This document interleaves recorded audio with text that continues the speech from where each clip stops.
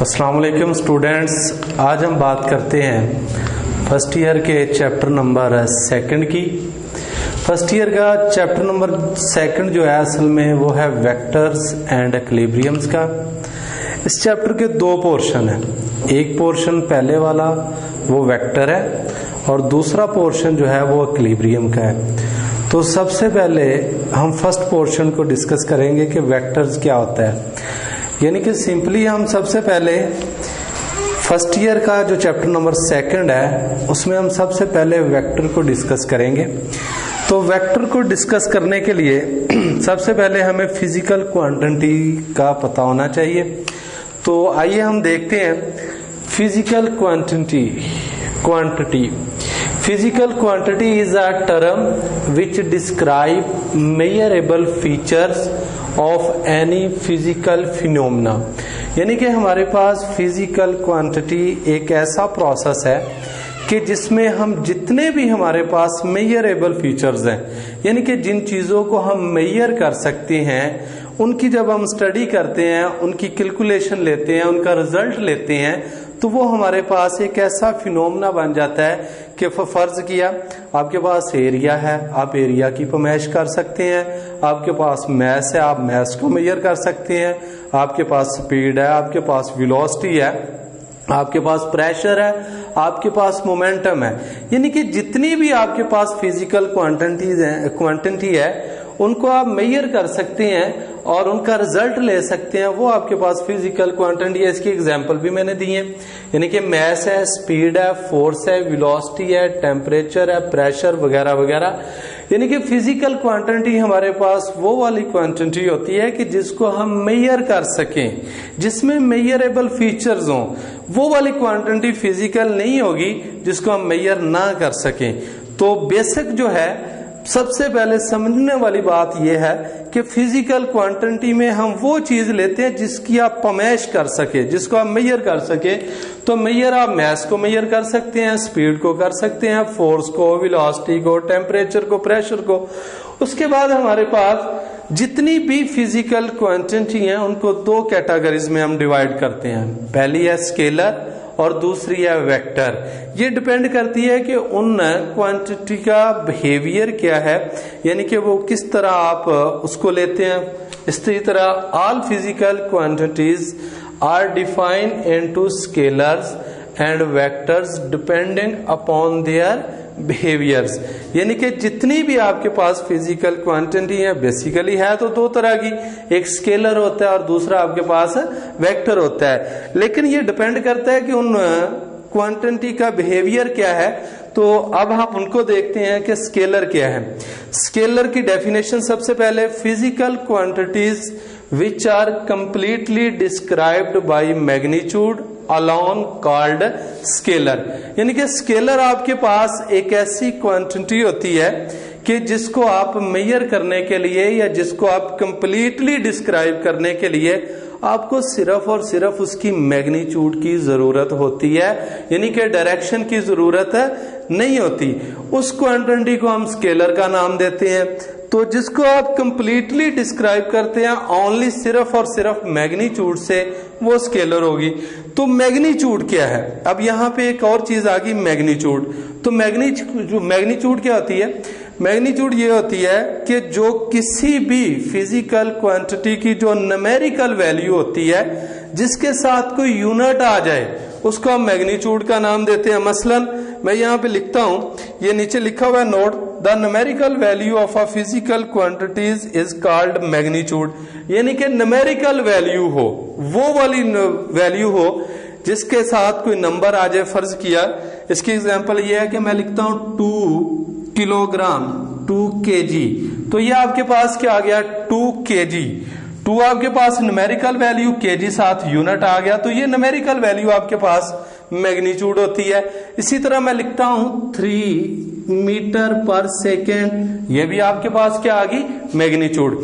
यानी कि वो वाली न्यूमेरिकल वैल्यू जिसके साथ या तो कोई यूनिट आ जाए लेकिन उसके साथ डायरेक्शन ना आए, डायरेक्शन ना आए, ये ना हो। यानी कि मैं कहता हूं कि ये इस बॉडी की वेलोसिटी है 25 मीटर पर सेकेंड, लेकिन वेलोसिटी तो मैंने बोल दी लेकिन 25 मीटर पर सेकंड बोला, सिर्फ और सिर्फ मैंने मैग्नीट्यूड बोले। ये नहीं मैंने कहा कि इसकी नॉर्थ की तरफ है, साउथ की तरफ है, या ईस्ट या वेस्ट। मैंने डायरेक्शन का जिक्र नहीं किया, सिर्फ और सिर्फ उस न्यूमेरिकल वैल्यू का जिक्र किया है। तो वो वाली हमारे पास क्या होगी, मैग्नीट्यूड। तो स्केलर में हमारे पास इसकी एग्जांपल है टाइम है। टाइम की डायरेक्शन नहीं होती, सिर्फ और सिर्फ मैग्नीट्यूड होती है। लेंथ है तो लेंथ की डायरेक्शन नहीं होती, आप ऊपर को ले सकते हैं, राइट को, लेफ्ट को, नीचे को, ठीक है, आगे पीछे, जिस तरफ मर्जी ले ले, लेंथ की कोई डायरेक्शन नहीं होती। इसी तरह टेम्परेचर है तो टेम्परेचर आपके सराउंडिंग में होता है, इसकी भी कोई खास डायरेक्शन नहीं होती। इसी तरह आपके पास मैस है तो मैस की भी कोई खास डायरेक्शन नहीं होती। हम कभी भी नहीं कहते कि आप 2 किलोग्राम नॉर्थ की तरफ ले लें या 2 किलोग्राम साउथ की तरफ ले ले, इनकी डायरेक्शंस नहीं होती। ठीक हो गया। इसी तरह स्पीड है, स्पीड की डायरेक्शन नहीं होती, लेकिन जो स्पीड की वेक्टर फॉर्म है, स्पीड की वेक्टर फॉर्म जो है वो आपके पास वेलोसिटी होती है। स्पीड की वेक्टर फॉर्म हम क्या कहेंगे, वेलोसिटी, और वेलोसिटी की स्केलर फॉर्म हम क्या कहेंगे, स्पीड। यहां पे ये पॉइंट समझ ले कि आपसे कोई पूछे कि भाई स्पीड की वेक्टर फॉर्म क्या है, तो आप कहते जी उसकी वेलोसिटी है, क्योंकि स्पीड में तो मैग्नीट्यूड आती है, वेलोसिटी में डायरेक्शन भी आती है और मैग्नीट्यूड भी। और अगर आपसे पूछे कि वेलोसिटी की स्केलर फॉर्म क्या है, तो वो आपके पास क्या होगी, स्पीड होगी। तो इसी तरह एनर्जी है। एनर्जी में खास तौर पे हम काइनेटिक एनर्जी देखते हैं, आगे जाके हम पढ़ेंगे। काइनेटिक एनर्जी जो है ये आपके पास स्केलर क्वांटिटी है, क्योंकि हम जब स्केलर को डिस्कस करेंगे डॉट प्रोडक्ट और वेक्टर प्रोडक्ट को लेके, तो वहां पे हम देखेंगे कि जो एनर्जी होती है वो आपके पास स्केलर क्वांटिटी है। तो स्टूडेंट्स यहाँ पे हमने पढ़ा सबसे पहले फिजिकल क्वांटिटी, उसके बाद उसकी एग्जांपल्स देखी, फिर हमने कहा कि ये डिपेंड करती हैं अपने अपने बिहेवियर्स पे। फिर यहाँ पे हमने कहा कि ये 2 तरह की होती है, एक स्केलर होती है और दूसरी कौन सी होती है, वेक्टर। तो सबसे पहले हमने वेक्टर को स्केलर को डिस्क्राइब किया कि वो वाली क्वांटिटी जिसको कंप्लीटली डिस्क्राइब करने के लिए मैग्नीट्यूड चाहिए, और उसके बाद नोट हमने देखा कि जो न्यूमेरिकल वैल्यू होती है जिसके साथ कोई यूनिट आ जाए या न्यूमेरिकल वैल्यू हो, वो आपके पास उसकी मैग्नीट्यूड होगी। फिर हमने उसकी एग्जांपल्स देखी। अब आते हैं दूसरी तरफ, मैथमेटिकल ट्रीटमेंट ऑफ स्केलर। अब देखिए जब मैग्नीट्यूड का लफ्ज आ गया तो मैग्नीट्यूड में न्यूमेरिकल वैल्यू आती है। जब न्यूमेरिकल वैल्यू आएगी तो उसकी कोई मैथमेटिकल ट्रीटमेंट तो होनी चाहिए, यानी कि हम उसको ऐड कैसे करते हैं, उसको सब्ट्रैक्ट कैसे करते हैं, उसको मल्टीप्लाई कैसे करते हैं और उसको डिवाइड कैसे करते हैं। क्योंकि जब भी आप, कॉमन सी बात है, जब आप देखते हैं कि ये न्यूमेरिकल वैल्यू नंबर में वैल्यू आ रही है, तो जब नंबर में है, नंबर आपस में ऐड भी होते हैं, वो सब्ट्रैक्ट भी होते हैं, मल्टीप्लाई भी होते हैं और डिवाइड भी होते हैं। तो स्केलर जो होता है ना, स्केलर को हम आम अर्थमेटिक रूल से, यानी जो कॉमन अर्थमेटिक रूल है उससे हम उसको ऐड भी कर सकते हैं। मसलन मैं इसकी एग्जांपल देता हूं कि आपके पास हमने इनको 2 स्केलर क्वांटिटी को ऐड करना है। मसलन मैं कहता हूं कि 2 किलोग्राम प्लस 2 किलोग्राम, तो आंसर क्या आया, 4 kg। ठीक हो गया। यानी कि हम इसको आम अर्थमेटिक, जिस तरह 2 + 2 किसके इक्वल होता है, 4 के, इसी तरह 2 kg + 2 kg किसके इक्वल होगा, 4 के। इसी तरह आप कोई भी एग्जांपल ले लें, इनको आपने सब्ट्रैक्ट करना है तो इसी तरह उसका आंसर ले ले। मल्टीप्लाई करना है 2 kg मल्टीप्लाई 2 kg, तो किसके इक्वल आएगा, वो भी 4 के इक्वल आएगा। या मैं कहता हूं 3 kg मल्टीप्लाई 2 kg, तो ये किसके इक्वल हो जाएगा, 6। मतलब ये है कि आप जो स्केलर होता है ना, स्केलर में जिसमें मैग्नीट्यूड होती है, उसमें सिर्फ और सिर्फ उनको मल्टीप्लाई कर सकते हैं। कॉमन अर्थमेटिक रूल, सिंपल सा रूल है। जिस तरह हम आम नंबरों की ज़रब करते हैं, आम नंबरों को डिवाइड करते हैं, आम नंबरों को यानी कि माइनस करते हैं और आम नंबरों को ऐड करते हैं, इसी तरह हम स्केलर को इसी तरह ट्रीट करेंगे। यानी कि स्केलर आपके पास एक सिंपल सी फॉर्म है कि बस इतना ज़हन में रखना है कि स्केलर क्वांटिटी में आपको डायरेक्शन की जरूरत नहीं पड़ेगी, उस पर कोई खास रूल नहीं लगेगा। हाँ, ये अलग बात है एरर वगैरह या अनसर्टेनिटी, वो हम यानी कि बाद में डिस्कस करेंगे कि वो क्या होता है। उसके बाद हम फिजिकल क्वांटिटी की सेकंड फॉर्म पे आते हैं, वेक्टर। तो वेक्टर की डेफिनेशन बिल्कुल इसी से मिलती जुलती है, सिर्फ फर्क किस चीज का आता है कि उसको डिस्क्राइब करने के लिए आपको डायरेक्शन की जरूरत है। यानी कि वेक्टर को जब भी आपने डिस्क्राइब करना है तो वहां पे आपको डायरेक्शन की जरूरत पड़ेगी। मसलन इसकी डेफिनेशन आते हैं, physical quantities which require both magnitude and direction for their complete description are called vector. जब आपने वेक्टर को कंप्लीटली डिस्क्राइब करना है तो उसके लिए स्टूडेंट आपको उसकी डायरेक्शन की जरूरत हो, यानी कि डायरेक्शन चाहिए। मसलन इसकी एग्जांपल्स है डिस्प्लेसमेंट है, ठीक है, डिस्प्लेसमेंट की पहले भी आपने डेफिनेशन पढ़ी है, मजीद हम इसको आगे जाके एक्सप्लेन करेंगे चैप्टर नंबर 3 में। इसी तरह वेलोसिटी है, उसको भी चैप्टर नंबर 3 में, मोमेंटम है, फोर्स, एक्सेलरेशन एंड टॉर्क वगैरह वगैरह, ये सारी की सारी आपके पास डायरेक्शनल प्रॉपर्टी वाली है, ठीक है। तो जो वेक्टर है इसमें डायरेक्शनल प्रॉपर्टी आती है कि डायरेक्शन इसमें जरूरी है, विद डायरेक्शन हम वेक्टर को डिस्क्राइब नहीं कर सकते। मसलन वेलोसिटी है, मैं कहता हूं कि 22 मीटर पर सेकंड, ठीक है, 22 मीटर पर सेकंड आ गई मैग्नीट्यूड, मीटर पर सेकंड, वो डायरेक्शन कौन सी है, नॉर्थ की तरफ है, साउथ की तरफ है, ईस्ट की तरफ है या वेस्ट की तरफ है।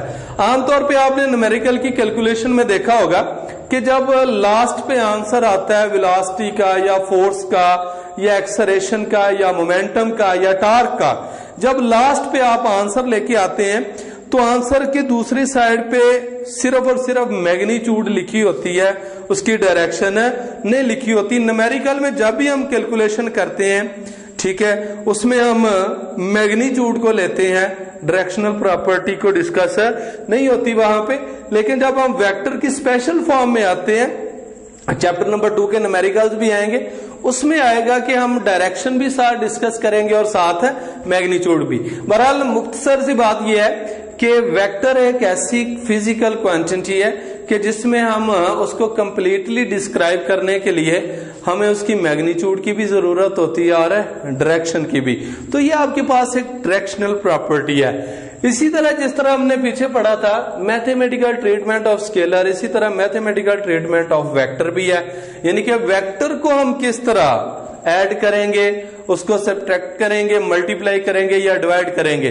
तो वेक्टर की एडिशन का एक अपना रूल है, उसकी सब्ट्रैक्शन का एक अपना रूल है, उसकी मल्टीप्लीकेशन का एक अपना रूल है, उसकी डिवीजन का एक अपना रूल है, उसका बेसिक रूल है जिसको हम नाम देते हैं special rule of vector algebra, special rule of vector algebra, उसको हम नाम देते हैं। ये हम आगे जाके पढ़ेंगे कि वेक्टर को हम ऐड कैसे करते हैं by head to tail rule, आपको पता है, पीछे आपने प्रीवियस क्लास में पढ़ा है। लेकिन उसको मल्टीप्लाई भी करते हैं, ठीक है, डिवाइड भी करते हैं, स्प्लिट करते हैं एक वेक्टर को दो वेक्टर के अंदर, तो ये हम उसमें पढ़ेंगे। बहरहाल इनमें दोनों में जो डिफरेंट आ रहा है, वो जो डिफरेंस है वो क्या है कि इसमें सिंपल रूल लगता है जो आम अर्थमेटिक रूल है, लेकिन इसमें स्पेशल वेक्टर वाला रूल ही लगेगा।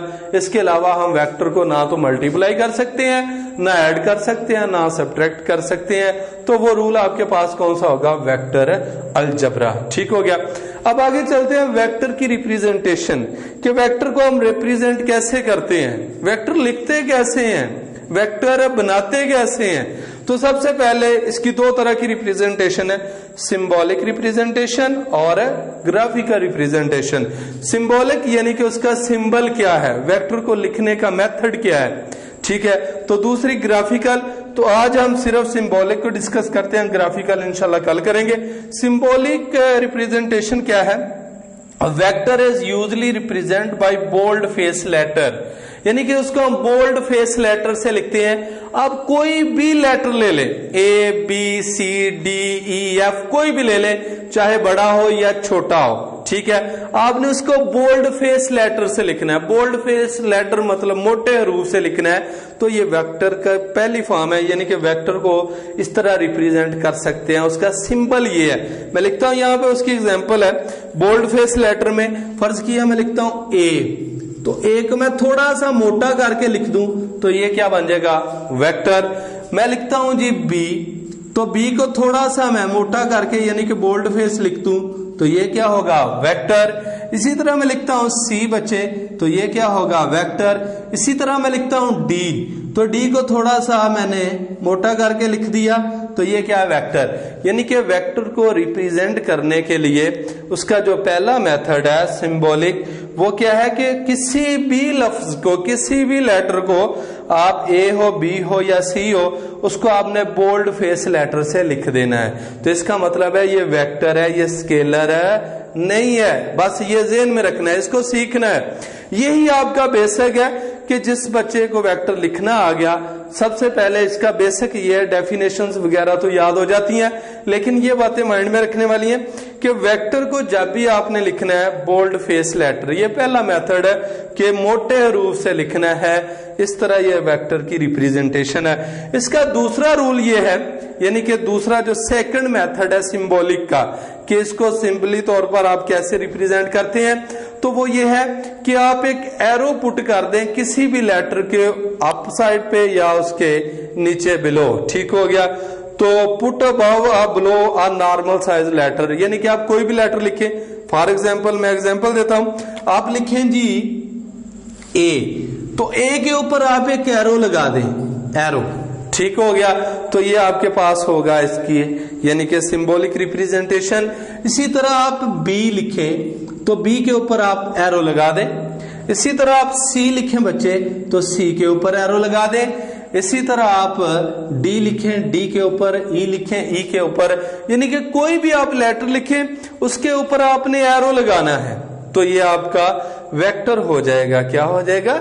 वेक्टर। हाँ, अगर आप एरो नहीं लगाएंगे तो वो वेक्टर है, नहीं होगा। इसी तरह हमने कहा ऊपर या इसके बिलो, इसी तरह आप लिखें ए के नीचे एरो लगा दें, या बी के नीचे एरो लगा दें, या सी के नीचे, या डी के नीचे एरो लगा दें, तो ये भी आपके पास क्या होगा? वेक्टर की सिंबॉलिक रिप्रेजेंटेशन। ठीक हो गया। तो यहां पे हमने दो चीजें सीखी कि वेक्टर को लिखने का मेथड क्या है। तो सबसे पहले ए लिखें बोल्ड फेस लेटर से, बी लिख लें, सी लिख लें, डी लिख लें, लेकिन होना बोल्ड फेस से चाहिए, फिर ये वेक्टर होगा। ठीक है।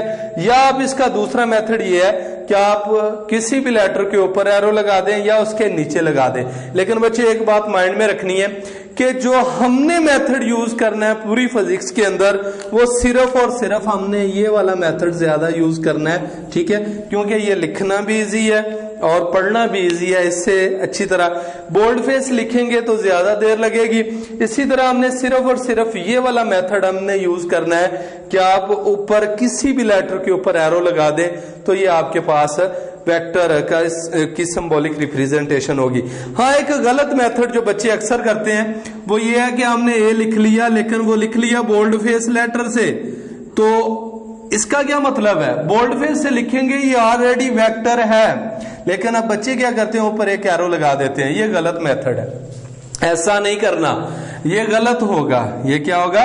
गलत होगा। या तो आप इसको बोल्ड फेस से लिख दें, या क्या करें कि आप ए लिख के ऊपर एरो लगा दें। ठीक है। ये वाले दोनों मेथड आपके पास सही होंगे। ठीक है। तो ज्यादातर जो बच्चे मेथड यूज कर रहे हैं वो ये वाला यूज करना है आपने। तो ये आज का वेक्टर का मैंने इंट्रोडक्शन करवाया आपको थोड़ा सा। अभी इसकी काफी डिटेल है, तो इंशाल्लाह थोड़ी थोड़ी करके हम इसको स्टडी करेंगे। तो ये डेफिनेशंस और ये खास तौर पे ये वाला मेथड आपने इसको लाजमी तैयार करना है। तो इंशाल्लाह बाकी नेक्स्ट हम इसको डिस्कस करेंगे।